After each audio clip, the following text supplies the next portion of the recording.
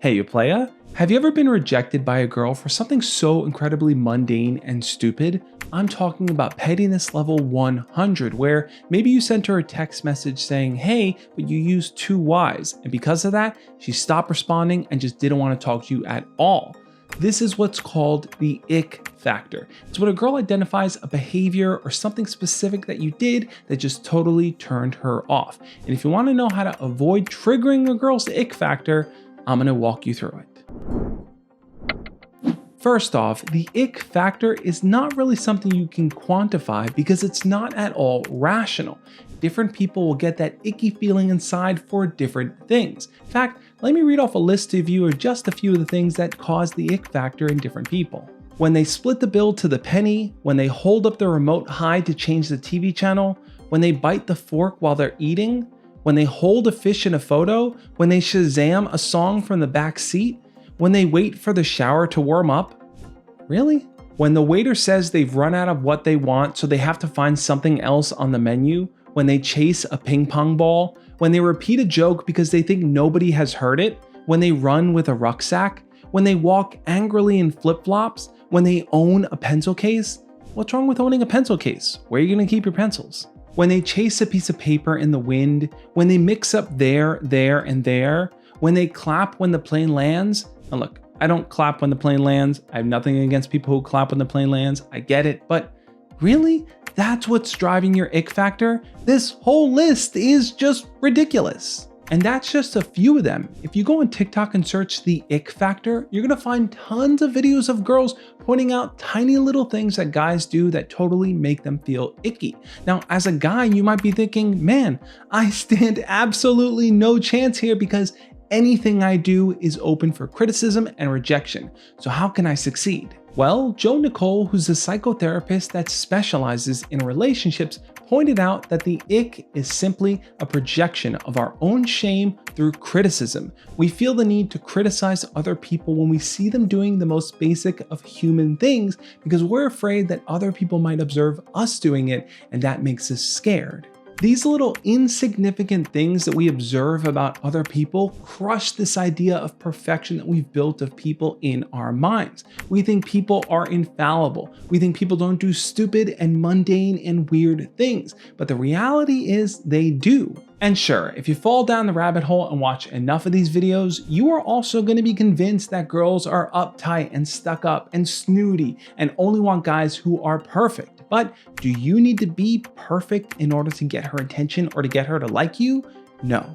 Where the ick factor usually hits the hardest is in the beginning stages of any type of relationship that you're building. This is when people put it on the most. They're trying to impress the other person and hide any potential flaws or insecurities or worries they may have because they want that person to like them back.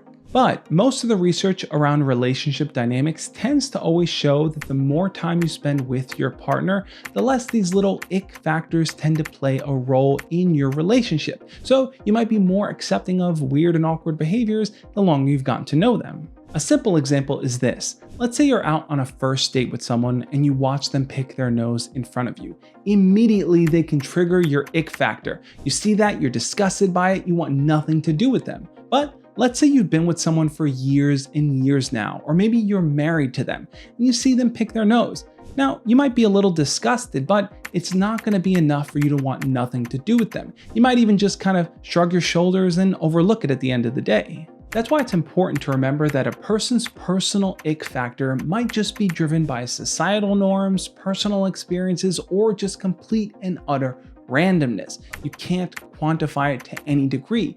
If a person is icked out by something you did that just seems totally out of nowhere, it's okay. Remember, you don't have to be perfect for that person.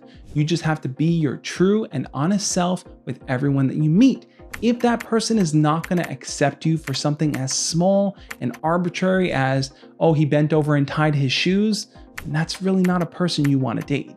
Now, are there things you can do to potentially reduce her ick barometer whenever she's around you? Absolutely. Let me list them out for you. First off, don't constantly offer her compliments. She's going to feel like you're just trying to placate to her feelings and you're not really being genuine and honest. Another thing you can do is to work on your personal hygiene. Guys tend to overlook how they smell, your breath, your underarms, everything about you. Make sure it's nice and clean. When you first start talking to her, don't immediately launch into your whole life story. Not only are you going to bore her, but you're going to destroy any type of mystique you can build around your character. Another thing you shouldn't do is to pressure her to constantly respond to you. If you message her and she doesn't respond back, don't get upset with her. Don't call her out on it. Just let it be. If you play the anxious card, she's not going to be turned on by that. Another thing, don't be too available for her. If you're asking her to hang out every single day, she's gonna feel like you have nothing else going on in your life and you might just be a loser. And speaking of being a loser, quit it with the self-deprecating humor. If you're constantly making jokes, putting yourself down or at your own expense, she's gonna feel like you have low self-esteem and it's not gonna come off confident or attractive to her at all. And those are just a few of the basic things that you can do to increase your chances of getting with her and to reduce your chances of triggering her ick factor. Now, for all the weird and random ones that girls have, like he ties his shoes in public or he looks both ways before he crosses the street, those girls need to grow up and mature a little bit and work on their own internalized shame that they're dealing with. But I want to know what you think. How would you feel if you found out that the reason why a girl rejected you was because you turned on her ick factor over something incredibly stupid like you had a favorite flavor of ice cream? Leave your comments down below and let's talk about it. Now, if you want to learn how to deal with rejection, no matter what the reason is, click on the video over there on the screen now, where I'm going to walk you through exactly how to deal with getting rejected. That video is going to help you out, and I'll catch you next time. As always, love and peace.